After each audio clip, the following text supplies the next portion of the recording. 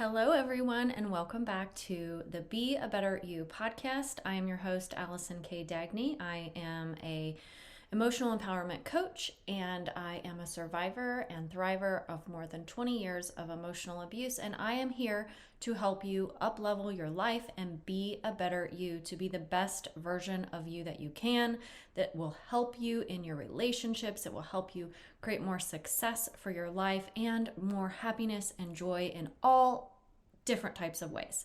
So today, what I want to talk about is this idea of self-sabotage, to help you figure out what could be possibly in the way that's creating self-sabotage for you, that's keeping you from your dreams, that's keeping you from being the best version of you. So every time that I come on here, I really want to give you actionable steps, tools, tips, techniques, something that you can take away from each one of these episodes. So I had someone in a Facebook group that I have mention this as something that she struggled with. And so I really wanted to address this because I have also experienced this. And I want to talk about the different types of self-sabotage that can be present and how we can overcome that. So, when we are trying to be a better version of ourselves and we're trying to level up in different aspects of our lives, we really do need to take a look at self-sabotage, because it's one of those things that we don't always recognize that's happening, especially if it's a habit or something that's been kind of happening without conscious awareness. So I experienced this myself. So I'm going to share a quick story about how this presented itself to me. And like I said, there's many, many ways that self-sabotage can come up. So I'm going to talk about some of those so that you understand fully what this might look like. A lot of times we hear, self-sabotage, but I want to be really clear about what that is, what those look like, what self-sabotage actually is, and all of that. But I just want to give you a quick example of my personal life first. So as a survivor of emotional abuse, one of my probably conditioned behaviors from that abusive relationship was working really, really hard. And I think this probably was ingrained in me from childhood as well. But a lot of people would say, well, hard work is a good trait, right? It's something positive, right? It's not necessarily a bad thing. But this was actually showing up in my life as a form of self-sabotage, because what was happening was, in my relationship with my abuser, I was constantly trying to reach the next level. I was constantly trying to reach his approval and, reach these unreasonable or unreachable expectations that he had. And so I just did more and more and more and more. I tried harder. I did more. I tried to get ahead of things before it would result in sort of an explosion or an upsetness on his part. And so when I was doing this, I think it probably just became a habit for me. Now, after I escaped the relationship, I noticed that this was still happening, right? And even though I wasn't in the relationship with him, it was showing up in other relationships and just in my general life. Like, I would just constantly be working, constantly trying to fill any gaps with hard work and just busyness. So I was doing without any rest, without hardly any breaks, without any time for me. And this is actually a form of self-sabotage. So when you are doing something so many times, or putting in so much effort or so much energy and staying so busy, you're actually setting yourself up for self-sabotage. Now, I'm not saying like in general terms if you're just a hard worker. I'm saying this as a trauma adaptation for me was showing up as self-sabotage, because what it was leading to was being overworked, being overtired, and burning out. When you don't give yourself rest, when you don't give yourself breaks, when you just go without any stopping points, without any recharge, right? You go from 6 a.m. to 10 at night, and you collapse and you go to sleep and you start all over again the next day. Eventually, you're going to run out of gas. Eventually, you're going to your body's going to suffer, your brain is going to suffer, your relationships are going to suffer. Everything is going to suffer. And that's what was happening to me. So I was, shortly after escaping, doing this same pattern of behavior as what I did in the relationship. And what was happening was I was sabotaging myself because I was overworking myself and because I was becoming burnt out. When you do this, you can't continue to be productive. You can't continue to be successful and create positive output. And that's what was happening to me. Now, I believe that the reason this was happening was coming from a subconscious level, right? Because we're always going to come back to that. On this podcast, I always talk about the subconscious mind. And so the driver probably somewhere in my subconscious was that I need to do more, be better, all these kinds of like extra things that I needed to do to fill myself up, to feel good enough and to feel worthy. But the problem was, by doing that and not actually giving myself the space and the time and the relaxation and the rest that I truly deserved, it was like I was punishing myself. I was forcing myself to do all of these things instead of stepping in and saying, hey, you deserve a break. I love you. You deserve to rest. You've done enough. You don't have to keep doing this. So it was like almost like I was stepping in the role of what my abuser was doing to me. And I was doing the same things to myself. So I was ultimately putting myself back in that prison and sabotaging my own abilities and my own, productivity because I would burn out. Okay, so let's talk about self-sabotage just in general terms, right? So really, self-sabotage is just a trauma adaptation. It's something that we do to avoid feeling a certain type of way. And typically it's like to avoid maybe feeling low self-worth, to avoid feeling like that we can't succeed, or like fear of failure, things like that. So it's not something that we consciously are aware of. Typically it's something that happens in the subconscious realm of our mind. So one way that this can show up is in low self-esteem, right? So if you have feelings of unworthiness, or that you feel like you're unworthy of being happy, or that you're unworthy of being loved, or that you're unworthy of success, right? Then self-sabotage comes into play, because if you truly believe that on a deep subconscious level, then why would your brain allow you to receive it, right? So self-sabotage comes in and says, well, you don't believe that you deserve it, so we got to sabotage this, right? Even if you were heading in that direction, even if, let's say, you were in a good, healthy relationship and you're like, oh, I really like this person, they're ideal, like check all the boxes, you might come in and self-sabotage, because if you truly don't believe that you're worthy of that love, then your brain needs to prove that you're right. It needs to come in and say, no, you're right, I don't deserve this, so I need to find a way to sabotage it. Again, this isn't on a typical conscious awareness level. It's something that's happening below the surface. The other reason this could show up could be learned behaviors, right? So like in childhood. So let's say that you feel like you won't get something, so you might as well, not even try to get it, right? So let's say that you believe in, as a child, that you're not smart enough to get an A on a test. So maybe people have told you this, maybe for some reason your programming from childhood has led you to believe that you're not smart enough to get an A. So maybe you procrastinate and maybe you don't study, and you really end up creating sort of a self-fulfilling prophecy to self-sabotage. Another way that this could present would be just as a general fear of success. So you might sabotage any opportunities for success. So don't even try it, just so you don't even have to find out if you're capable of it. And this happens to a lot of people. They feel afraid that they could be successful, what that would mean.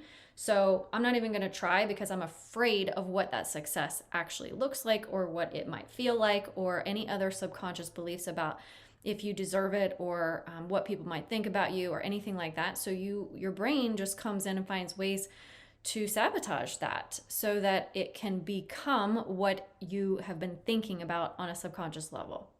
So the big thing to know here is that people self-sabotage to avoid blame for failure, right? So for instance, if you sabotage your chances at success or love or happiness, etc., right? then it's not a true failure in your mind. And your self-esteem really doesn't have to take a hit. So how could this look, right? And the first thing I want to say before I get into how it might look is that not all signs of self-sabotage, the ones that I'm going to mention here, not all signs of self-sabotage actually are self-sabotage, but they could lead to self-sabotage, right? So just because you might notice these behaviors in yourself doesn't necessarily mean that you're self-sabotaging, right? It could just be a behavior that you notice occasionally in yourself. It doesn't mean that you're always self-sabotaging. When these things become chronic or they become consistent behaviors, then it's time to just take a look at those. So let's think of one that maybe a lot of people recognize, which would be like picking fights, right? So this could come up in different relationships, in romantic relationships, in friendships, and family relationships. And here's the thing, conflict is normal in relationships, but are you the one that's always initiating the conflict, right? So pay attention to that, because if you're the one that's constantly picking fights or engaging in conflict with other people, then maybe that's something to pay attention to. Maybe some sort of self-sabotage is coming up for you in relationships. Do you feel that you deserve healthy relationships? And maybe looking around at the relationships that you're in, do they have an element of health?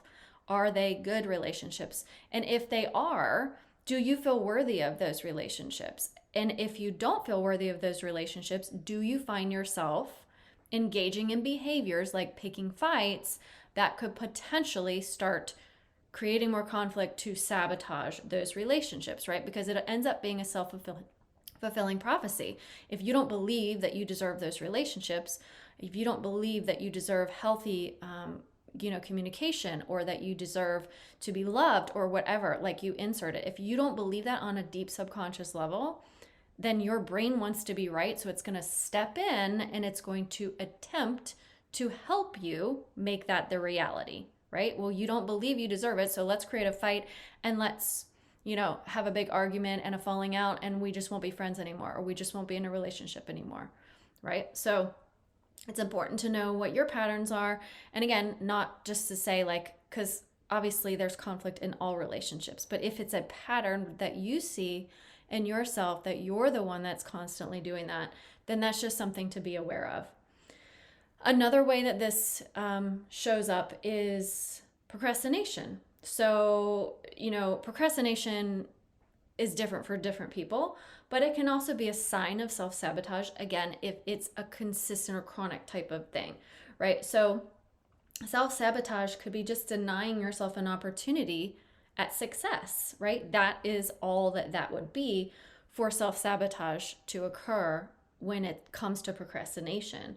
So if you're somebody who knows you have to do something and there's a deadline coming up in a week, and you just put it off and put it off and put it off and put it off until the night before, and you're and you either never get around to it, or you didn't prepare well enough and you didn't do a great job at it, right? That is a form of self-sabotage, because you had plenty of time to do it, but maybe there was a fear of success, or there was a fear of failure, right? So it could be either one. It could be, well, I'm afraid I'm going to fail, so I'm just going to put it off anyway, and then I don't have to worry about it, because I was I didn't really put all the time into it. Oh, I didn't really actually work as hard as I could have, right? If I had spent all that time, yes, I would have succeeded. Yes, it would have been great, right?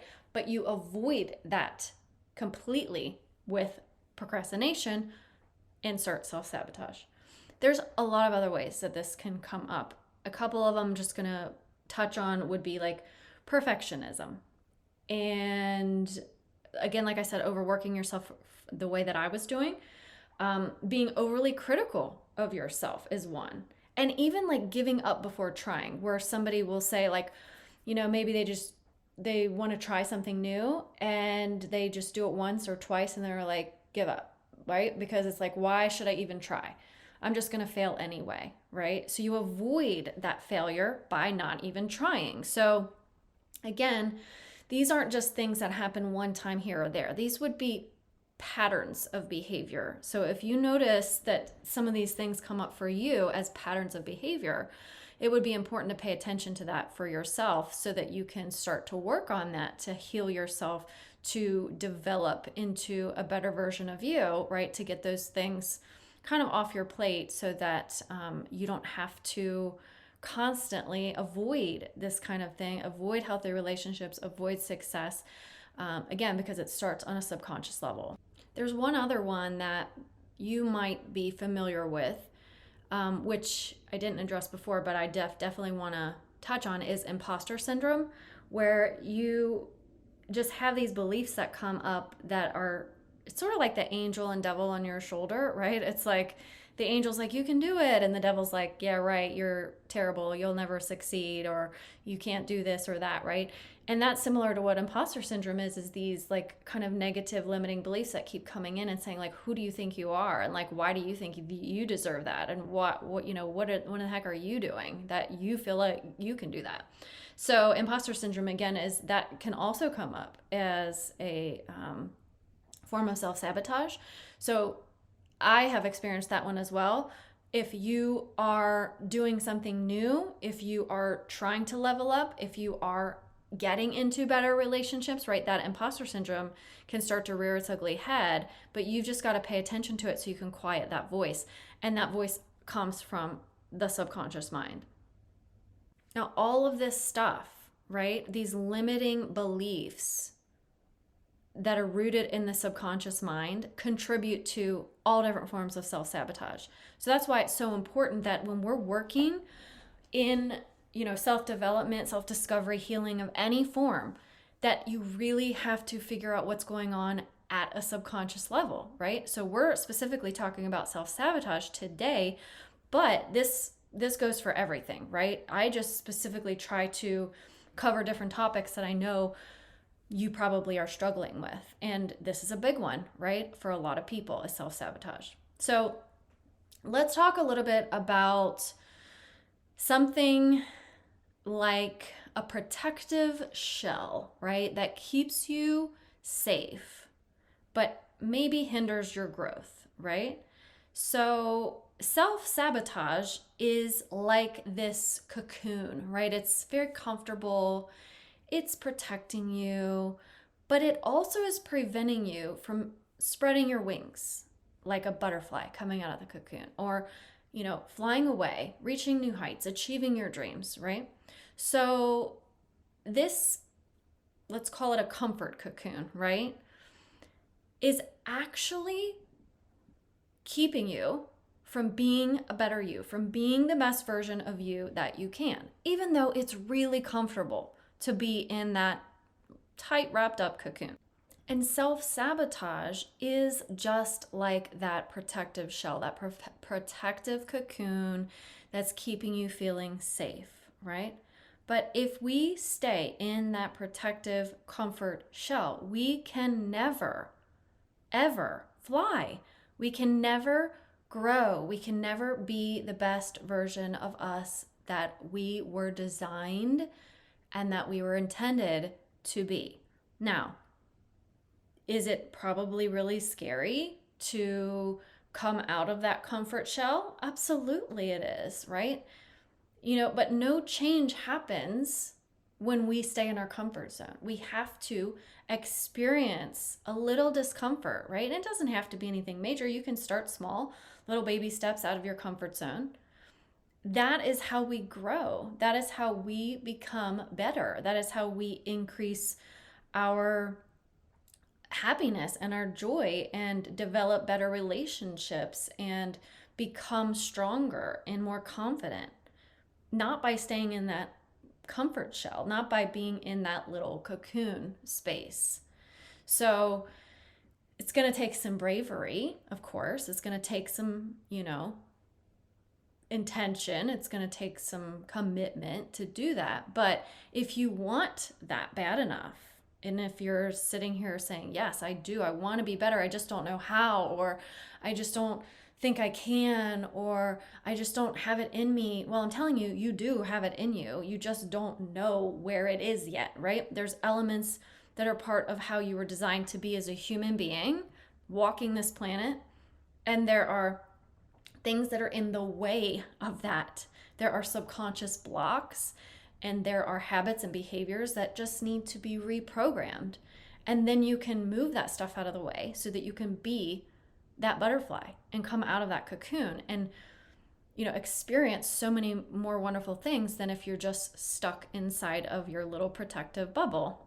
Now, I want to remind you that the brain is really trying to create a safety zone for you, right? So being in that protective bubble, that cocoon, or whatever you want to call it, right, is you clinging to beliefs that keep you safe, okay? So I've talked about this on previous podcast episodes about how from the time that you're born to about 8 or 9 years old, you are being programmed. Your subconscious mind is like a sponge. It is being inundated by external factors, by the caregivers that have raised you, by your teachers, by friends, experiences, and traumas. All of these things are influencing you and creating parts of your personality. They're also covering up parts of who you are meant to be. And so all of these things are influencing you on such a deep level. And then you carry that with you into adulthood. But what happens during this time is that you are adopting belief systems. You believe things that help keep you safe. So let's just use the example. I'm not worthy, or I'm not capable, or I don't deserve success, or I don't deserve to be loved, right? These kinds of limiting subconscious beliefs that you maybe are not even fully aware of. And there's probably a lot more than just those few, right? What happens is those are solidified in your brain on neural pathways, on actual parts of your brain that are repeating themselves over and over again, right? This is brain science. This is how the brain is wired. So these beliefs are on their own little neural pathways in your brain.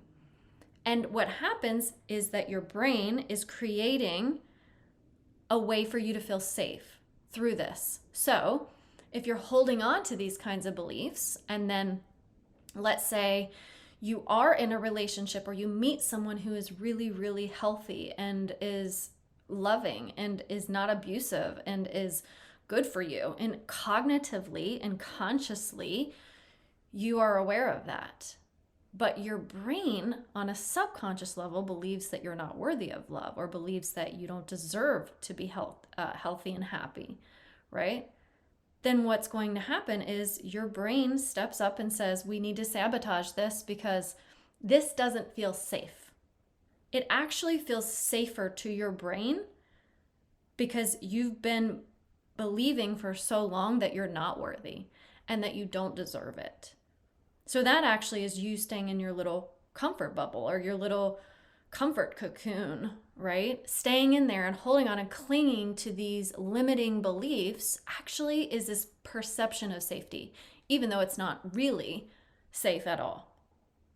So the brain is extremely complex, but when you understand how it works, then you can make it work for you instead of against you, which is really magical because you're the one in control, right? You might think, oh, I don't have any control of how I feel, or like, I don't even realize that I'm doing these things. Yes, but that's what I'm here for. And that's how I'm helping you so that you can see these things and so you can be aware of it. You can take inventory and then you can start to make changes one at a time, right? So how do we do this? How do we make these changes? Number one is you have to identify what these things are, right? Pay attention to, like I said, what are the chronic behaviors of self-sabotage that you might have? What are the things that are showing up consistently for you? And, acknowledge where the limiting beliefs are that are creating the self-sabotaging behavior.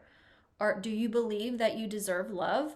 Like on a deep subconscious level, not just like, oh yeah, everyone deserves love. I know I deserve it, right? No. What if in your subconscious mind, you are believing things like, I can't do anything right, and no one will ever love me, and I have never been chosen, so I'll never be chosen now, and this is too good to be true, right? If you have those kinds of deep subconscious limiting beliefs, yes, then the trauma adaptation is going to rear its ugly head, and it's going to try to keep you safe, and it's going to sabotage all of that. It's going to find a way, right? Because it wants to be right. And if you tell it you don't deserve it, it's going to do everything it possibly can to prove that what you've told it is actually correct, is the right thing, right? When it isn't. And it's actually sabotaging you and destroying your chances of being happy, of being healthy, of being better, of having better relationships or more success in your life or your business or whatever, right? So the next thing is to then figure out, after you figure out what those things are, is to challenge and reframe those thoughts and those beliefs by replacing them with proof and evidence that the other things could be just as true, right? So if you believe I'm not capable of being in a healthy relationship, right? You've got to go back and look at other times in your life that you've been capable of being in a healthy relationship. And if you're like, I never have, okay, you know what? Let's look at when you worked at such and such location 10 years ago. What about a relationship with your neighbor? What about a relationship with your boss? What about a relationship with your childhood friend, right? Your brain just needs to see something. It doesn't have to be, well, I've always had terrible romantic relationships my whole life, so I don't have an example. Your brain just needs to see some example of how you were capable of being in a healthy relationship with someone. Did you ever have a really good girlfriend? Or, someone in your life that you had a strong relationship with, maybe your mom or, your sister or something like that, right? Your brain just needs to see some proof.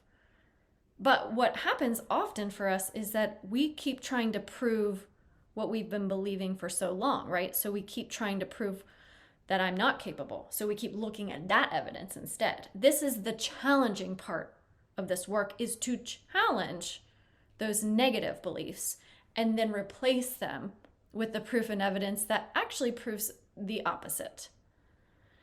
The other thing here is to really, and I've said this before, be compassionate to yourself, right? Because if you are so overly critical of yourself, how are you truly going to heal, right? If you went to, let's say, a support group and you walked in the door and everybody was like criticizing you, do you feel supported? No. You're like, why did I come here? I don't want to be here. Like, this isn't what I signed up for. You have to do that for yourself. So catch yourself. When you hear yourself criticizing and being mean to yourself and saying nasty things to yourself, right?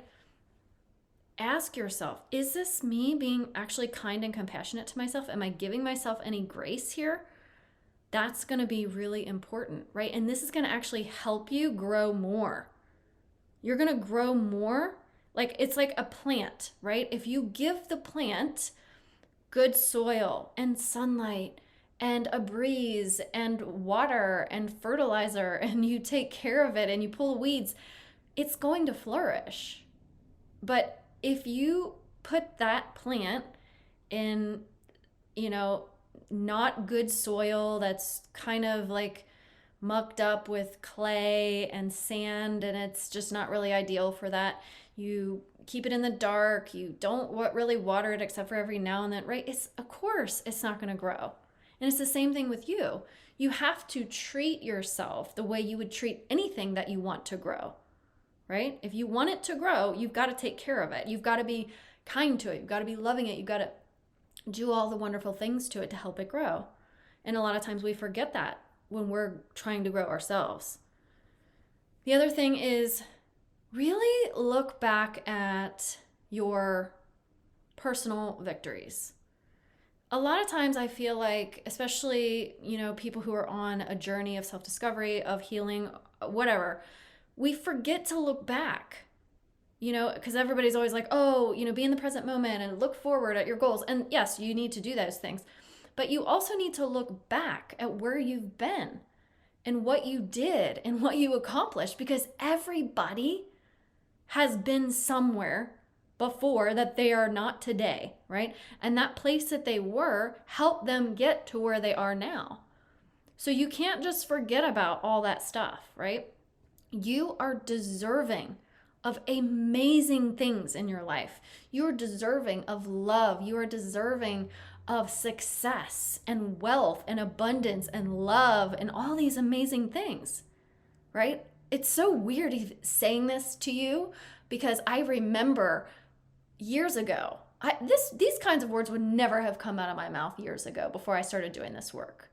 I couldn't even verbalize this stuff. And now I'm almost in tears telling you because it feels so good to explain to you how much I know that you have this light inside of you that I just want to help you set on fire, right? Because everybody deserves this. So, looking back at the victories, looking back at the successes that you've had, looking back at all the things, like think about when you were a baby. You didn't know how to walk when you were a baby, but you learned how to lift your head. You learned how to roll over. You learned how to pull yourself up on your knees and to finally crawl and then pull yourself up on the couch and walk, right? And these are things that, I know this is an analogy from like a baby, but you've done these things too. There's plenty of things that you can look back 5 years ago and be like, wow, I'm a different person now. I have changed a lot. I have done a lot for myself. So you got to look for the victories. You got to look and celebrate them, because what that does is it helps you build confidence so that you can do more of it. You can be like, oh, wait, yeah, look at all the stuff that I've done before. I can do it. I can do it again, or I can do more, or I can be better, even better than I am now. And that's the goal, right? Is to be a better you, to level up. Another thing that you can do here, of course, because we're talking about self-sabotage, and like I really want to help you move beyond this if you're having this issue, is to get support, right? I can support you as a coach. You can get support from a mentor. You can get support in a community. There's lots and lots of different ways that you can get support, right? If you notice this behavior in yourself, maybe tell somebody, right? Hey, I actually was thinking about this, and like, I really, especially let's use the relationship as an example. You meet somebody, you really like them, you think that they're a good person, but you find yourself sort of sabotaging, getting into fights with the person. Maybe you're doing behaviors that the person doesn't like on purpose on a subconscious level because you think it'll cause them to break up with you because you don't feel like you deserve the relationship. Let them know, right? Like, hey, I feel like maybe I'm having some self-sabotaging behaviors coming up here, and I'm trying to work on it, and I'm trying to help myself so that I don't do that, right? So think about the ways that this could show up for you and how it does show up for you, and then take action. Get support from somebody who can help you. Now, just as a recap, self-sabotage, again, is one of these things that we do to avoid feeling bad about ourselves, to avoid feeling like a failure, to avoid the fear of success or what that might mean, right? But it's also, just in simpler terms, a trauma adaptation. All that means is if you've experienced something in your past that created some level of trauma for you, that you have used self-sabotage to cope with it, right? That's it. Self-sabotage is a coping mechanism. It's a trauma adaptation. It's a strategy that you've developed to help you feel safe. The problem is it's sabotaging you. It's keeping you from spreading your wings and flying. It's keeping you from being the best version of you that you can. And so, just knowing this and being aware of this is very helpful, because it's a starting point to be able to launch into the future that you really want to create for yourself, and maybe even for the people who you love. So the other thing is that it comes from the subconscious mind. I'm always going to talk about this because it is so, so critical. The subconscious mind is running 95% of the show. So we need to be working in the subconscious mind. If we're not working in the subconscious mind, we are using the willpower method, which everybody knows how that works, right? So knowing what you believe about yourself, or what you believe about relationships, or what you believe about people or the world at large, or whatever that might be. what is happening in your belief system that is creating self-sabotage when there's fear of getting what doesn't align with what you truly believe. That's the point here, right? Once you figure that out, then you can begin to start challenging those perceptions. That is what will start to shift the neural pathways in your brain and create new automatics for you so that you don't have self-sabotaging behaviors anymore. Without self-sabotaging behaviors, you become a better version of you and you create the life that you want, the life that you've always dreamed of. Maybe even the life that you might be afraid of getting, right? You won't have that anymore. That fear goes away. The self-sabotage goes away, and then you make room for all the things that you really want and all the things that you really do deserve. And don't forget to give yourself a lot of compassion and a lot of grace. That is going to help create growth. That is going to help you be the best that you can be, right? Because if you don't give yourself the compassion, the love, and the grace that you deserve, then you're really limiting yourself and your abilities to develop and to become the best version of you that you can be.